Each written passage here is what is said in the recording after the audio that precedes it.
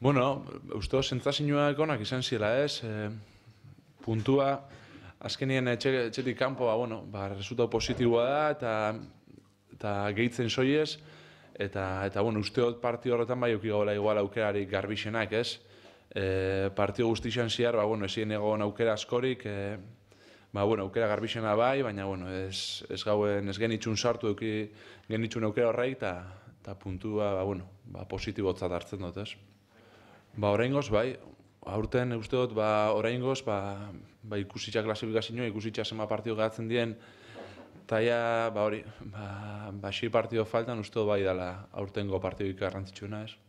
Ez dakit helburu daukien eurak. Imaginetan dut, laugar geratzi izango, euren helburu bai laugar geratzi izango dela, ez?